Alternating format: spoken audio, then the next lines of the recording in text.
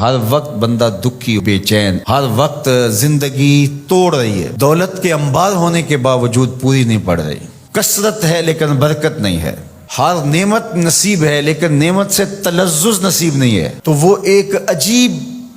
اضطراب کی زندگی، بے چینی کی زندگی، دکھ بھری زندگی، مصیبت میں گھری ہوئی زندگی، مصائب آلام کے اندر پھنسی ہوئی زندگی، ایک مصیبت زدہ زندگی کا تصور۔ تو اب ایسی زندگی کے اسباب کیا ہیں؟ علماء نے اس کے 5 اسباب بیان کیے ہیں۔ اگر ہم میں سے کسی کے پاس ان اسباب میں سے ایک بھی ہو تو اس کو فی الفور دور کرنا چاہیے، اور اگر خدا نخواستہ کسی کے اندر وہ 5 سبب پائے جائیں تو اس کو تو باہر صورت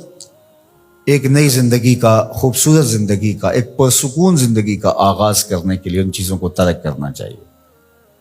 پہلی چیز جو بدبختی اور بے کیف زندگی کا سبب و ذریعہ ہے وہ ہے ترک الصلاۃ، نماز کا ترک کرنا۔ جو شخص تارک نماز ہے وہ زندگی کا تلذذ کبھی بھی حاصل نہیں کر پاتا۔ آپ تو ماشاءاللہ نمازی ہیں، جمعۃ المبارک کی حاضری بھی نصیب ہوتی ہے، کبھی ایسا ہو کہ آپ لمبے سفر سے آئے ہوں اور اتنے تھکے ہوں، صبح کو جاگ نہ آئی ہو اور نماز فجر رہ گئی ہو، اللہ نہ کرے ایسا ہو، لیکن ایسا کبھی ہوا ہو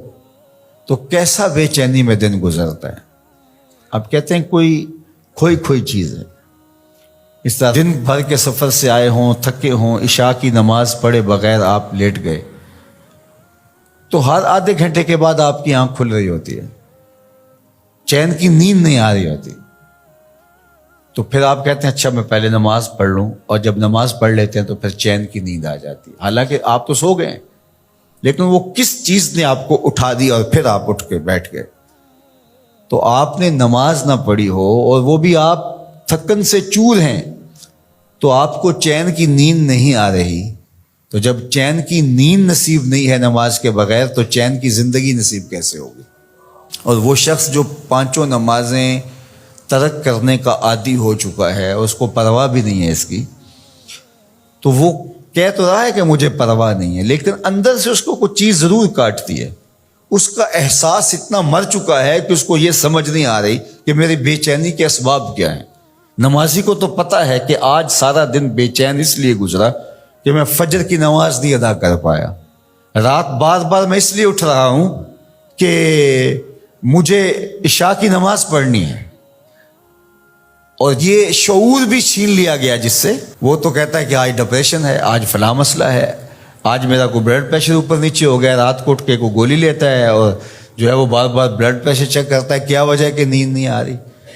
تو اس کے نیند نہ آنے کا سبب تو کچھ اور ہے، لیکن وہ کچھ اور سمجھ رہا ہے اور دوائی کسی اور چیز کی کھا رہا ہے اور مرض اس کا کوئی اور ہے۔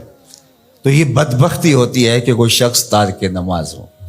تو 5 گانا نماز یہ شعار زندگی بن جائے تو انسان کی شقاوت سعادت میں بدل جاتی ہے اور وہ بدبختی سے خوشبختی کی جانب عازم سفر ہو جاتا ہے۔